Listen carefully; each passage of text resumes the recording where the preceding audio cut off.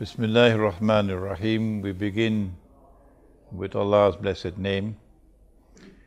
We praise Him and we glorify Him as He ought to be praised and glorified.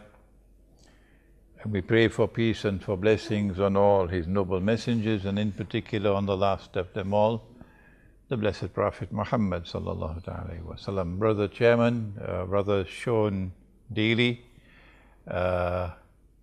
my learned and distinguished colleague Piero San Giorgio, I'm honored to conduct this seminar jointly with him today on preparing for nuclear war. He is going to do the substance of the subject, preparing for nuclear war, and I will explain the subject, explaining nuclear war.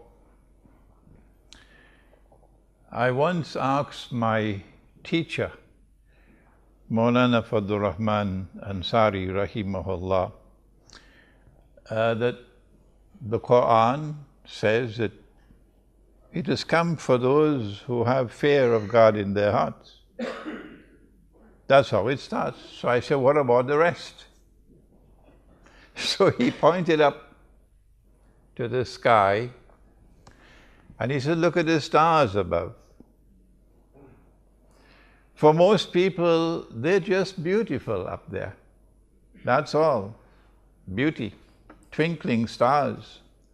We have a distinguished poet in our gathering here tonight. He writes poetry in Arabic. But when Allah speaks about the stars in the sky in the Quran, He says they're there for more than that. The stars are there to guide you, if you know how to read them. If you can look at the stars as a whole, connect the stars together, get the big picture, then when you are in the middle of the ocean, navigating a ship, you can look up at the stars and see which way to go. The verses of the Quran are like that. And so too history. There are those who look at the historical process and they see only events and they remember names and they remember dates. And they say, but perhaps the world is just moving this way and that way. Like a piece of wood in the ocean, the wave is turning, tossing it this way and that way. That history is just moving in any direction it chooses to move. But then there are others who usually don't watch television. That's why they can think. And because there are people who can think, they're able to connect the dots of history. And they're able to see a pattern emerging in history. And read history differently from that which is presented in the history books. And such people look at the world today and say we are on the brink of some big catastrophic event. And these are not people who are simply Christians or Muslims or so. Piero is secular in his thinking.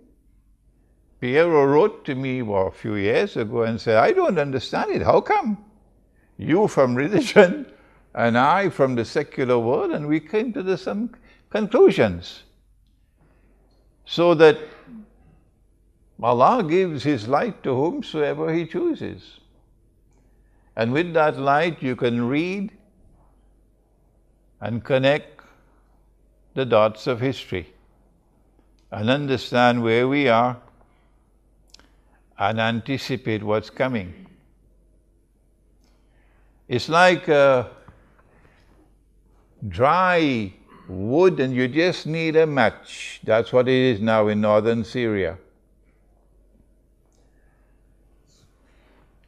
Those who created what is called the Islamic State, ISIS, and what I call the bogus Islamic State.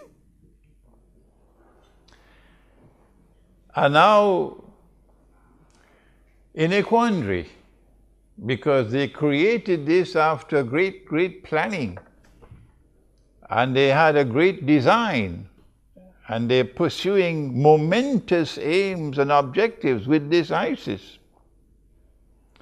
But now it faces collapse. The Russian intervention in Syria is bringing ISIS to a close. It's bringing down the curtain on ISIS.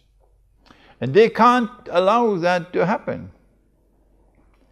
They are a people who have, excuse my blunt language, they are a people who have PhDs in hypocrisy.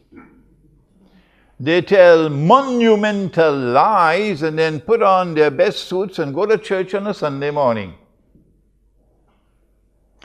Or go to the masjid on Friday. Without any shame and embarrassment. They created ISIS.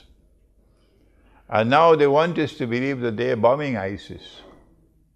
But because ISIS is collapsing, because the insurrection, the armed insurrection that was planned, meticulously planned in Syria, is now falling apart. And the army of the Syrian people, not the one that came from outside and is paid $1,000 a day, the mercenary army.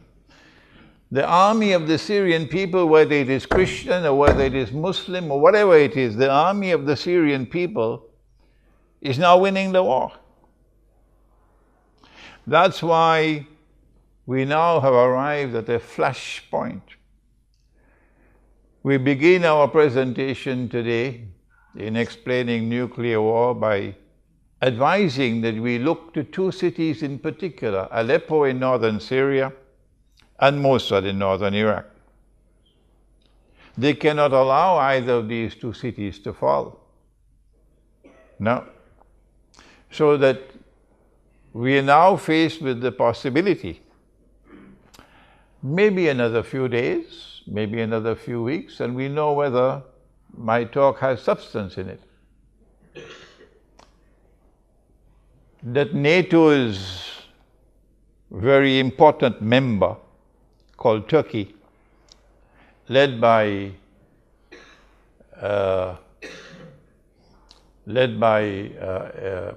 President Erdogan, is likely to launch an attack on Syria in order to stave off defeat. And that Saudi Arabia is likely to be part and parcel of that attack. If that attack takes place,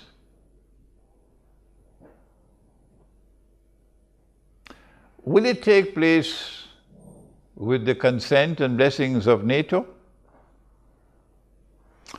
Or will Turkey and Saudi Arabia be moving out on their own, hoping that NATO will intervene? That's the question I cannot answer. I don't think anyone can answer that question. And so there are two possibilities. This is the micro-analysis before we proceed with the macro-analysis. There are two possibilities that we can be facing a war which is going to be limited in scope, in which NATO may decide not to intervene, and Turkey and Saudi Arabia will have to fight it out on their own, and they're going to lose that war. Russia will defeat them.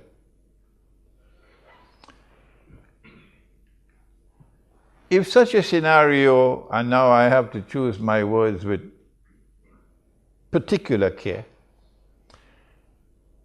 if such a scenario were to emerge, this is the first option, then at the end of such a limited war, the outcome would not be difficult for us to envisage, namely that Iran will be the dominant actor in that entire region.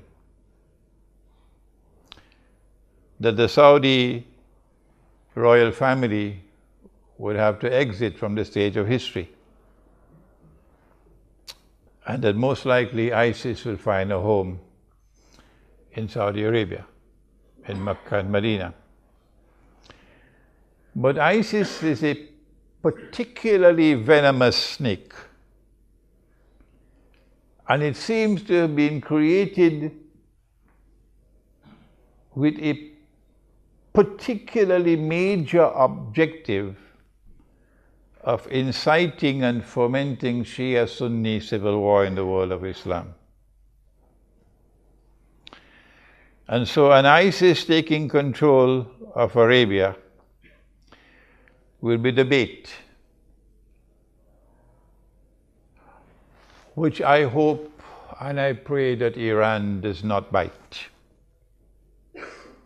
Because if Iran were to foolishly bite that bait and to ever launch an attack on Arabia, then those who created ISIS will get what they wanted, namely Shia-Sunni civil war in the world of Islam, and the major beneficiary will be the State of Israel.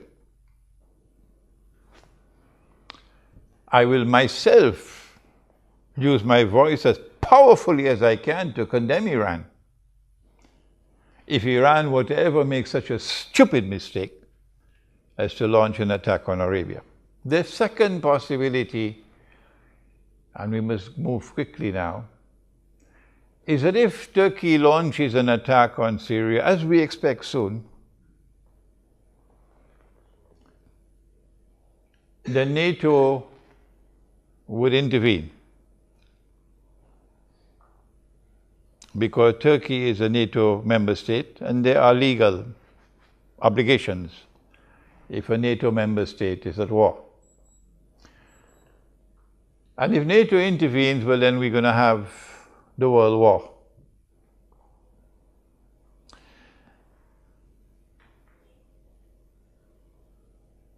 If the world war takes place, of course it's going to be nuclear war. And if it's nuclear war, then only the nuclear scientists really will be able to tell us what's going to happen to the world if a nuclear war takes place. But we're hoping that PRO will be able to at least give us some help in understanding what kind of a world will it be if a world war takes place.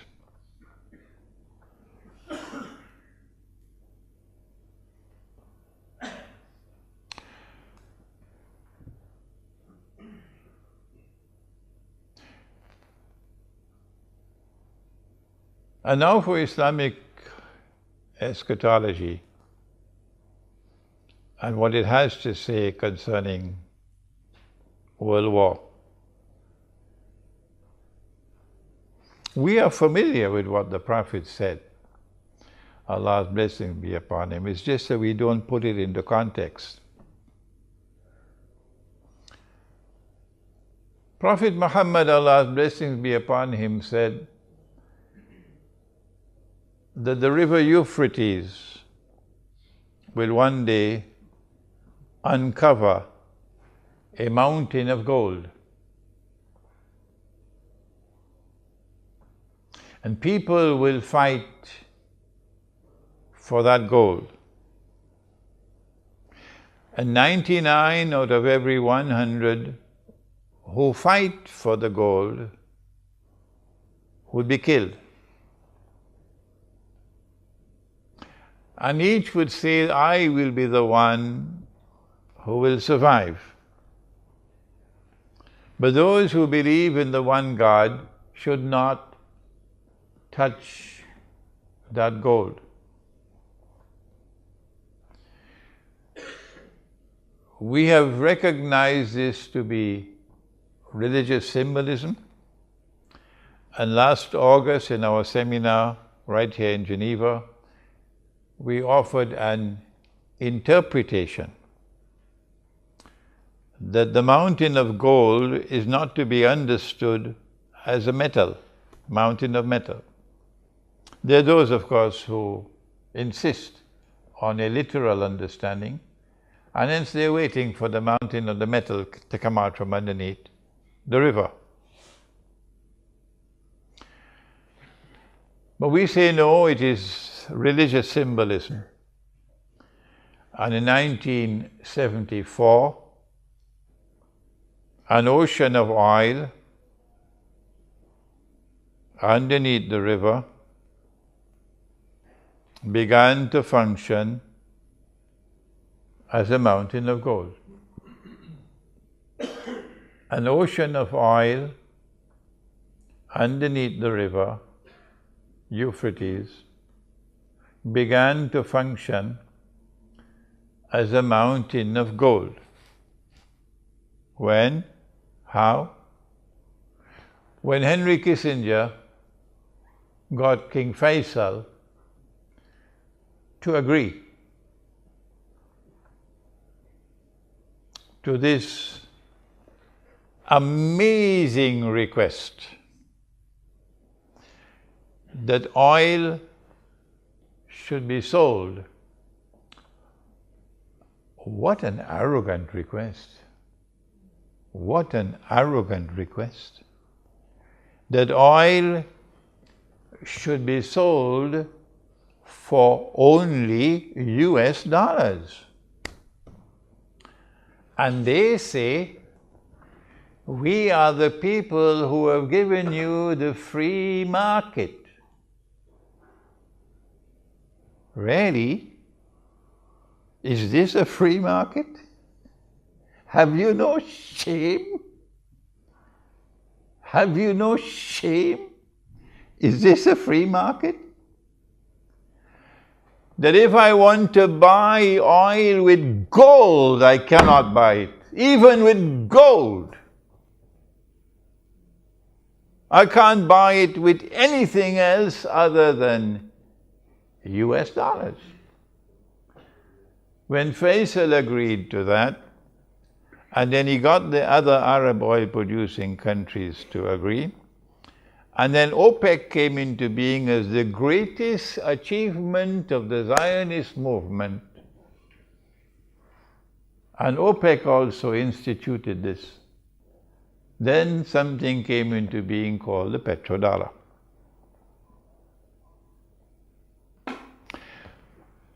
And the prophecy of Prophet Muhammad alayhi salatu wasalam materialized.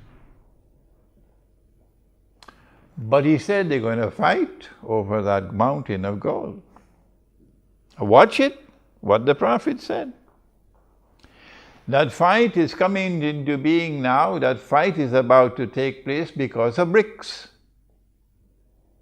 Because BRICS is a threat to the petrodollar monetary system. And Russia is the leader of BRICS. Without Russia, China would not be there. And without Russia and China, forget it. India and Brazil and South Africa are just little boys. And so, from our eschatological perspective, the big war is coming. And we can see and understand there's going to be the war over the mountain of gold. And so Ukraine is a sideshow. Syria is a sideshow. The mountain of gold is the cause of the war. In order to maintain their rule over the world, they must maintain their rule over money. You cannot rule the world unless you rule the world of money. And you cannot rule the world of money so long as mankind is using gold and silver as money. No. You've got to get rid of gold and silver as money because this is money with intrinsic value. This is real money. And you've got to replace it with something called monopoly money. Someone else called it toilet paper money.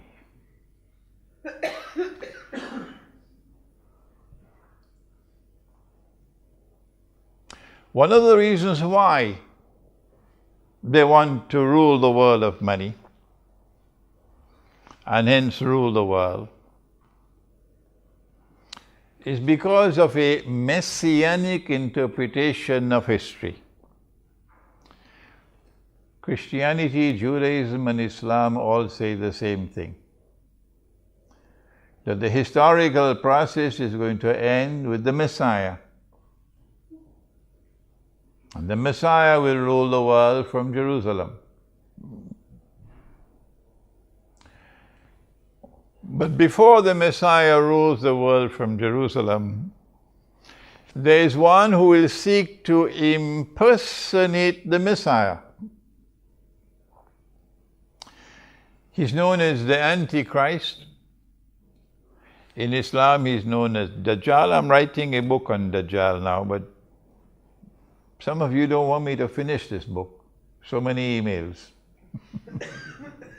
So I have to keep on replying. I regret I cannot respond while I'm writing my book. In order for him to successfully impersonate the Messiah, he has to rule the world. He has to rule the world. And he has to rule the world from Jerusalem. But the Messiah was not sent to the American people, nor was the Messiah sent to the Swiss. The Messiah was sent to the Israelite people, the Jews. And so they have to be convinced that you are the Messiah if you want to make a claim. In order for him to convince the Jews that he is the Messiah, and if you've read Jerusalem in the Quran, you'll be familiar with this eschatological analysis. Number one, he has to liberate the Holy Land for the Jews. He couldn't do that so long as the world of Islam had a caliphate. So long as the world of Islam had Darul Islam, one consolidated mass, a mighty army. So in order for him to liberate the Holy Land, he has to get rid of the caliphate. He did it with exquisite design. Exquisite design. An institution which has been there in the world of Islam for 1400 years. How to get rid of it? It is part of the deen, the religion, how to get rid of the caliphate. And then get the Muslims to forget the caliphate. Of course, that's what television does. What it did was to create the Ottoman Empire, Dajjal.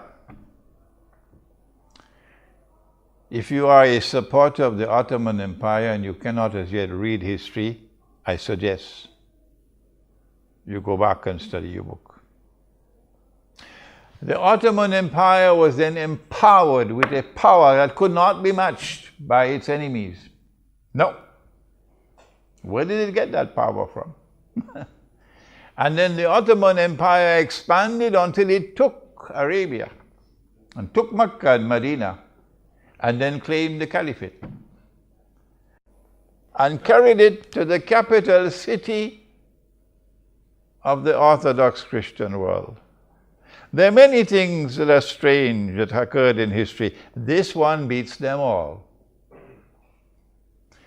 To take the capital of the world of Islam and go and pack it up in the capital of the Orthodox Christian world, this one beats them all. And then when the Ottoman Empire collapsed, the caliphate collapsed with it. That was the grand design. In order for them to be able to liberate the Holy Land, they had to break up the world of Islam. And that's what happened with the First Great War. The First Great War, the First World War, from an eschatological perspective, achieved these objectives. It got rid of the caliphate, And it broke up the world of Islam into bits and pieces at mutual war with each other, antagonism with each other, and gave it a virus called nationalism. And this virus caused them to have rivalry with each other. Exquisite planning, incidentally. Exquisite planning. The First World War, therefore, allowed them, a British army, to conquer Jerusalem. And guess who the British had fighting with them in the British army? They had Arabs. They had, today it's called Pakistan. They had many Punjabis fighting in the army. Oh yes. I mean, you have to give Jack his jacket. The British were brilliant. Brilliant in making fools of these people. And they're doing it again today now with ISIS. Not only did the First World War achieve this objective of neutralizing the world of Islam, but there is another threat to them. And that comes from another part of the Christian world which has an equal claim to Jerusalem. And that's the Orthodox Christian world. And guess what happened in the First World War? We don't have the time to go through that history tonight. But they were able to neutralize the Orthodox Christian world. That was the Bolshevik Revolution. That was communism. And that was the world's first atheist state, which waged war on the Orthodox Christian people, destroying their monasteries, destroying their churches, killing them, slaughtering them, pushing atheism down their throats. That was the Soviet Union. And so both the two possible threats to them were neutralized. The First World War. Was it 20 million Russians were killed in the First World War? Then came the Second World War. If we look at it from an eschatological perspective,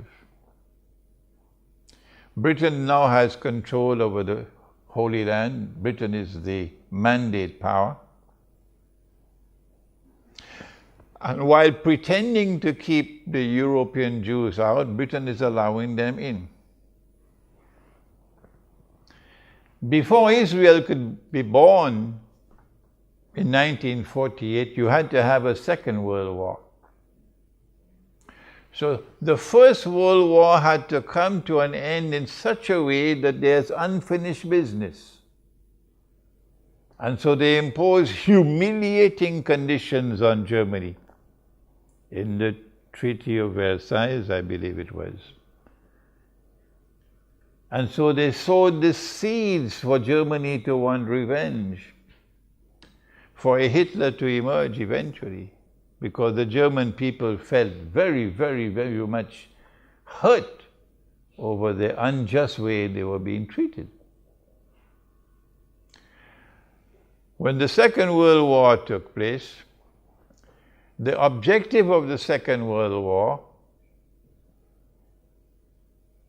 is, number one, to allow the State of Israel to come into being.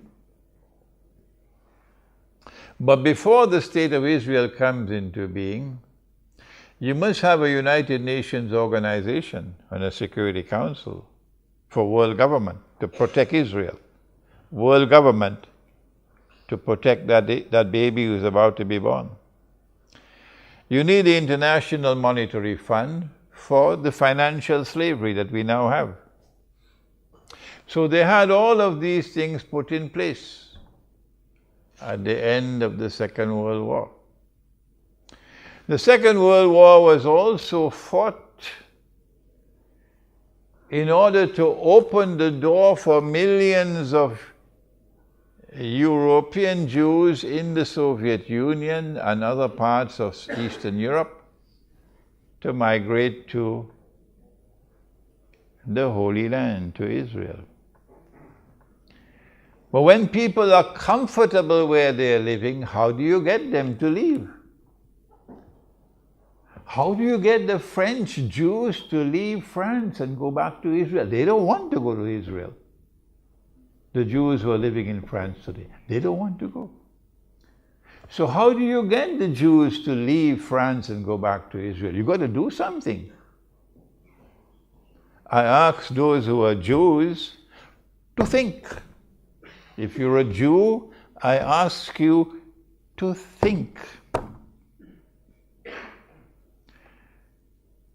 I want to look forward to the day when someone will write a proper history on Hitler, to connect Hitler with the master plan of creating an environment which will force the Jews and entice the Jews, assist the Jews to leave Europe, to leave Russia, and go to the Holy Land.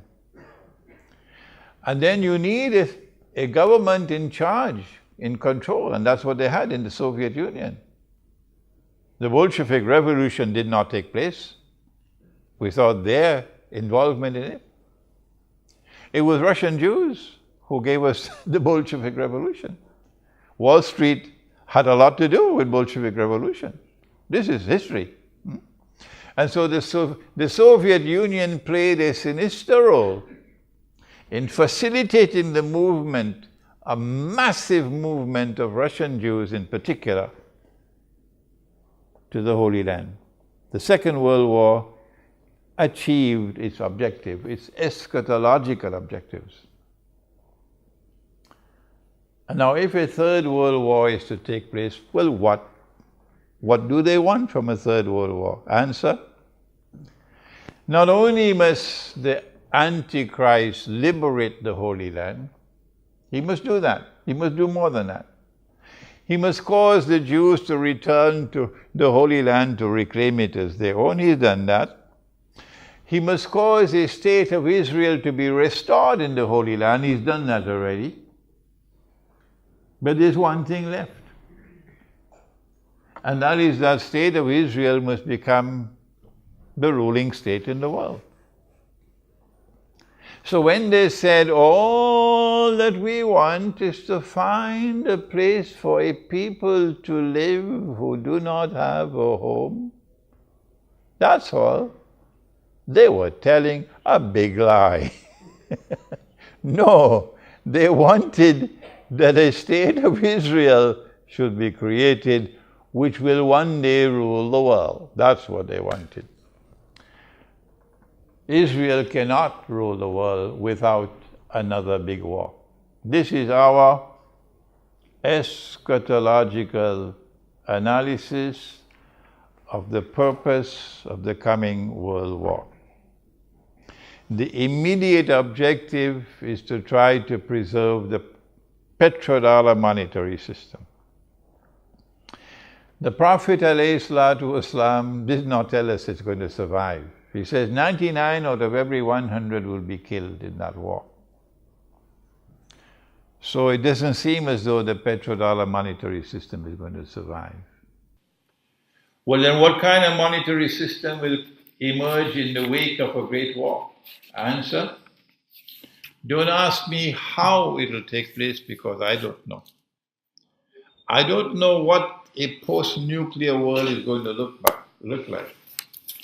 But it appears to me as though there's going to be some form of digital or electronic money which is going to replace the petrodollar monetary system. The big war which is coming is meant to eliminate the two power blocks in the world, mutually destroy each other. And if nuclear weapons are going to be used, goodbye Europe. I'm not saying this with any joy in my heart, no, not at all. I'm just telling you for the facts. If one nuclear bomb could kill 300,000 people in Hiroshima and another 300,000 in Nagasaki, what would a nuclear weapon today, which is 1,000 times more powerful, what will it do?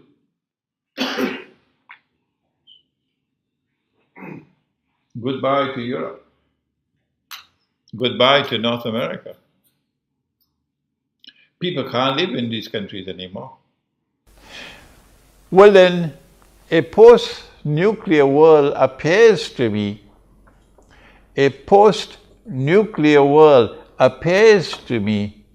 to be a world in which Israel can make a claim to be the most powerful state and therefore the ruling state.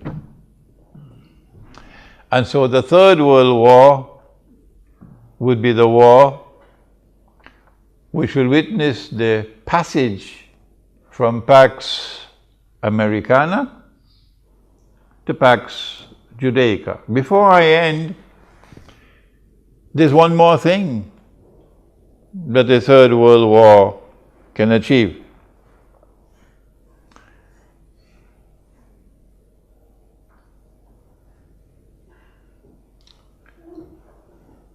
Our Prophet, Allah's blessings be upon him, prophesied the destruction of the Arabs. Will we be destroyed? She asked. His wife asked. He said, Na'am, yes, you will be destroyed, the Arabs.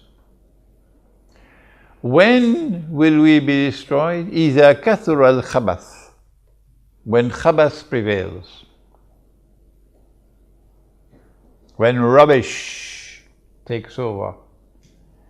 If you look at the landscape of the Arab world today, if you look at those who lead the Arabs today, and you look back at yesterday, and you see men and women of piety, men and women of integrity, men and women of whom the Arabs were proud, and you look at the vagabonds that we have today, you see this is rubbish.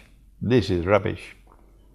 If Ikhwan was bad, and of course, oh yes, Ikhwan al-Muslimun made so many mistakes that I wish they never rule over Egypt again. This may hurt the feelings of some people. But if you cannot read the constitutional sunnah, then you shouldn't call yourself an Islamic movement. If Ikhwan al-Muslimun was bad, well, I tell you, Sisi is much worse.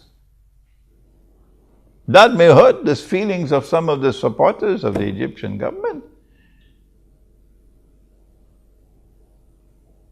And so when rubbish prevails, and that's what we have today, rubbish prevailing, the Arabs are going to be destroyed. Well, what about the other force which threatens them, Russia? What's going to be Russia's fate after the World War? I don't have the time, but Surah Al-Kahf tells me that Putin is going to checkmate them. Yes, there's going to be massive destruction of Russia, but Russia will survive. How do we know that? Because the next event which takes place after the Great War, said Prophet Muhammad, Allah's blessings be upon him, and if you're in NATO, you better listen to Muhammad alayhi salatu wasalam. If you're in Washington, you better listen to this man. He said the next event to occur after the Great War will be the conquest of Constantinople. And the conquest of Constantinople has only one military significance. It liberates the Bosphorus for the Russian Navy. And so Russia will survive the Great War. What happens after that? You read Islamic eschatology and you would know what happens after that. But before I end, they will achieve one more major victory in this coming war. In the First World War, they got rid of the caliphate. That was a great achievement. Because the caliphate had been in existence for 1400 years. But the Hajj has been in existence for thousands of years. the Hajj, the annual pilgrimage to Mecca, has been in existence from the time of Ibrahim alayhi salam. So thousands of years, even thousands of years before Prophet Muhammad alayhi salatu wasalam was born. But there's not going to be any Hajj after the next war. The Hajj will disappear. That's another major victory coming up. How do we know that? Because he prophesied it. Hajj. وَلَا يُؤْتَمَرَنَّ, and people will continue to make the Umrah, the visit. بَعْدَ خُرُوجِ يَأْجُوجَ وَمَأْجُوجَ بَعْدَ خُرُوجِ يَأْجُوجَ. Even after Gog and Magog have been released, people will continue to perform the Hajj. And people will continue to perform the Umrah or the visit to the house. But then he ended by saying, لَا تَقُومُ السَّاعَةُ حَتَّى لَا يُحَجَّ. But the last hour will not come until the Hajj is abandoned. And I am suggesting to you that the abandonment of the Hajj will take place in this coming nuclear war.